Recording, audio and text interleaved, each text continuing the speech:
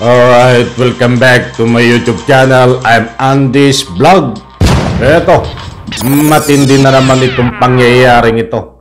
Mga kaibigan, mainit sapagkat dating Presidente Digong tinakwil na ng kanyang senador na kakampi. Nako po.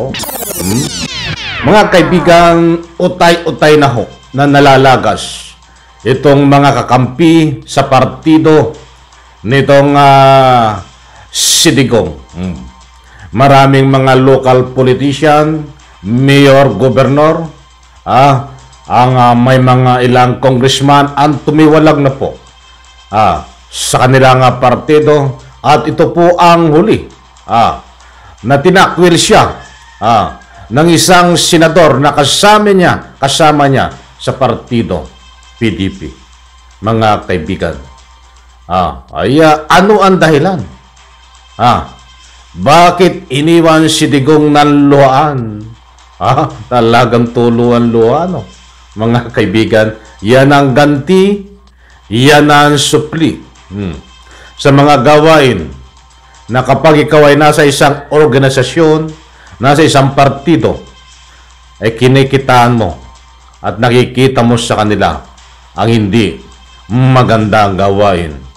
Iyan pong lahat at marami pang iba ang ating tatalakayin. Ako po'y muling nagpapaalala, kung bago pa lang po kayo sa aking maliit pa na YouTube channel, inaanyayan ko po kayo, please subscribe. Sabay-sabay po nating i-like ang video na ito kung nagustuhan nyo po. Mga kaibigan, ito po ay hindi fake news. Unahan ko na kayo.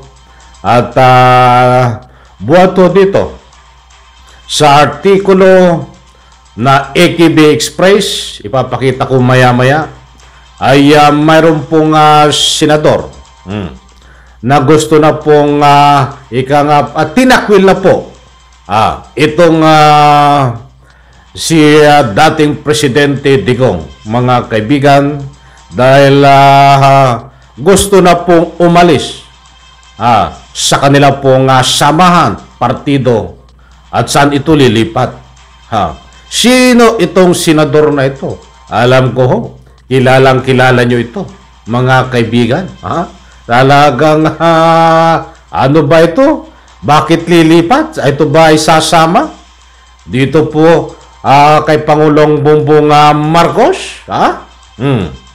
Para po sa lubos nyo pong pangunawa, mga mahal kong taga-subaybay, ay ipapakita ko sa screen itong artikulo ng AKB Express News. Nandiyan sa screen. Pwede nyo hong i-screenshot at para nang sa ganun ay lubos nyo pong maunawaan. Yan po sa caption. At nakasaad ho diyan, binuking ni Bato, senador lalayas sa partido ni Digong. Nako po. Sino itong senador na ito? Alam kong makikilala nyo ito. Mga kaibigan. Talagang napuputulan na ng bagwis itong PDP walang laban. Matatawag pa ba itong PDP laban? Dahil kung susuriin po natin ang takbo ng kanilang partido, ito po ay tinatawag na PDP walang laban. Ituloy po natin. Ayon kay Senator Ronald Bato de la Rosa, isa pang senador ang ihiwalay na sa Partido Demokratiko Pilipino, PDP, ni dating Pangulong Rodrigo Duterte. Ikaw ba yung Senador Bato ang ihiwalay? Baka ikaw naman ang ihiwalay. Dito sa sinasabi mo, isa pang senador ang ihiwalay. Partido Demokratiko Pilipino ni dating Pangulong Duterte. Ikaw ang may sabi.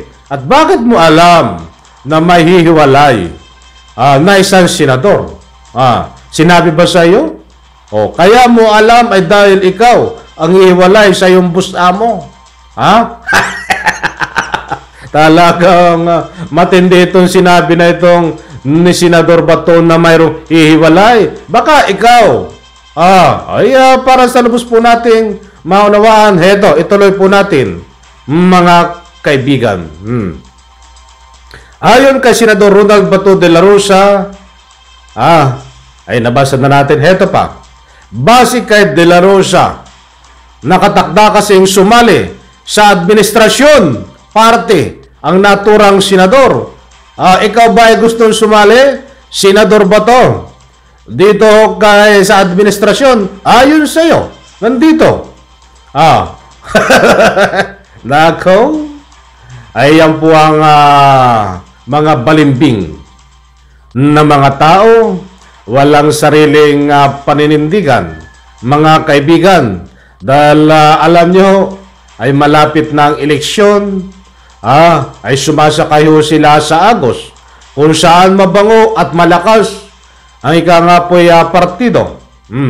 Ay doon po sila pupunta, kaya nagagawa nila ito, mga kaibigan, para lang makakuha ng boto. At pagkatapos silang kung tatamain, ay muling itatakwil nila itong partido na ito at kakalabanin pa itong administrasyon na ito. Katulad po ng ginawa nitong si Sara Duterte. Ginamit itong ika nga po'y Pangulong Bongbong Marcos at nung siya tamain at nakakuha ng boto bilang Vice Presidente, hinalal ay kinalaban po ang administrasyon para lang sa kanyang pansariling interest na gustong maluklok ng iligal diyan sa Malacanang sa pamamagitan ng ginagawa nila at sinusulong na mautog rally. Mautog rally. Wala kayong power. Puro kayo puro kayo character assassination sa mautog rally. Eto, baka tayo mapalayo pa. Kukulangin tayo sa oras. Eto pa. Gusto nating bigyan ng highlight dito kung sino itong senador na ito. Ayon kay De La Rosa, hindi ba si Senador Bato? Para malaman po natin, ituloy po natin kung sino itong senador na ito na tinakwil na.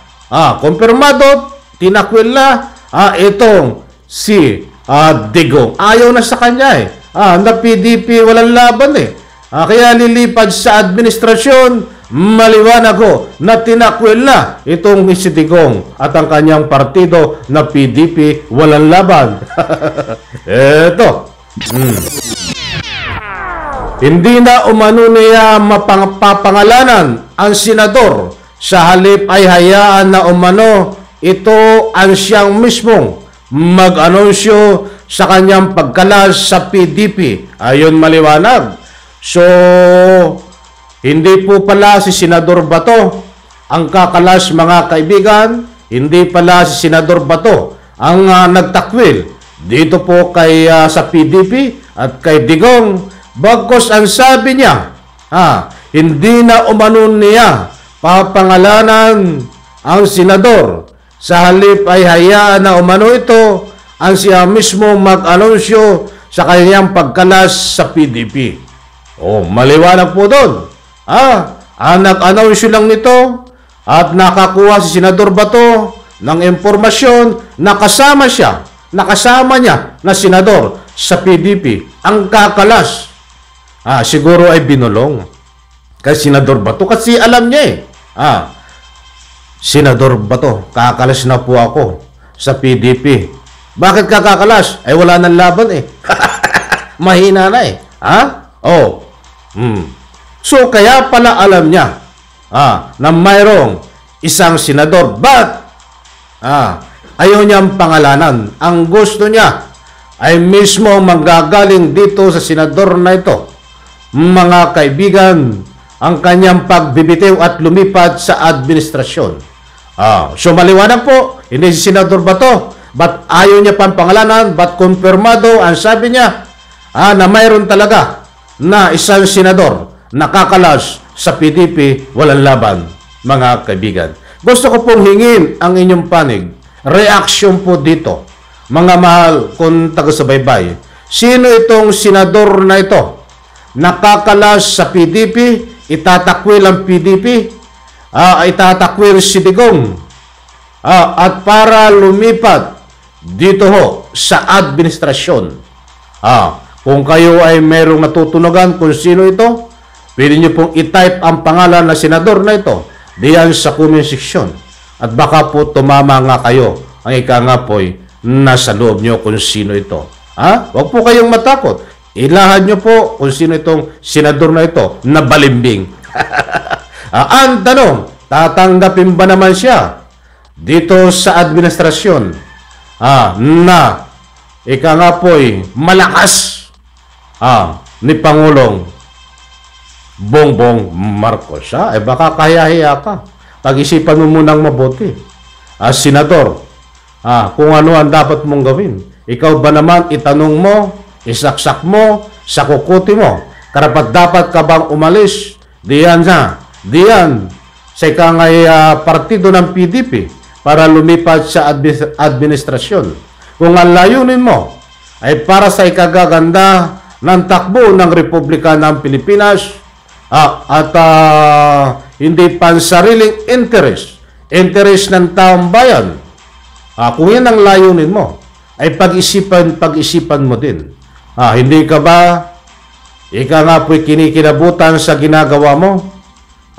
Dahil kahit anong gawin mo, itong senador na ito, kahit lumipat ka pa diyan sa administrasyon upang iwanan itong PDP at itakwil itong si Digong, hindi mo na ako, taong bayan, maluloko.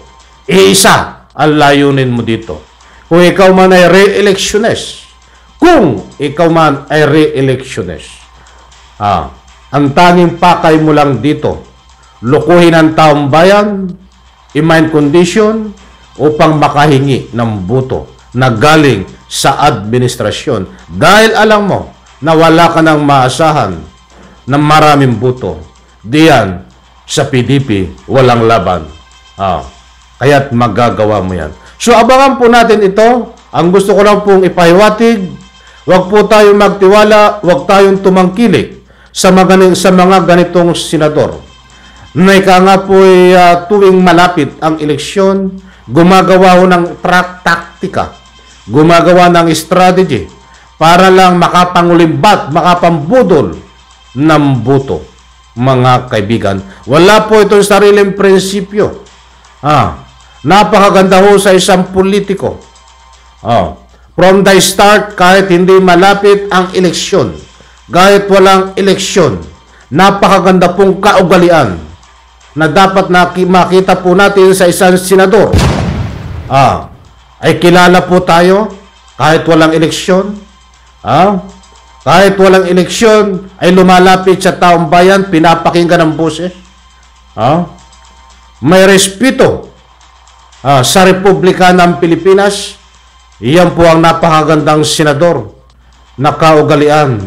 At higit sa lahat, ang ginagawa po ay hindi pansariling interest. Hindi po interest ni Kibuloy, hindi interest ni Digong. Kahit wala pong eleksyon, ay ginagawa po ng isang senador. Bagkos itong senador na ito, nalilipat ho sa administrasyon. Itakwil nyo rin po ito. Mga mahal kong taga-subaybay, dahil ito ho, hindi po ito maasahan sa Republika ng Pilipinas. Alam ko ho, nakuha nyo ang gusto kong ipunto, hindi ko na isa-isahin ang mga dahilan dahil nasabi ko na diyan po sa ating munting komentaryo. Isang like lang po sa video na ito. Diyan po sa comment section, muli kong inuulit, huwag po kayong matakot ng anumang public opinion. Sino itong senador na ito? Muli kong inuulit. Bye-bye.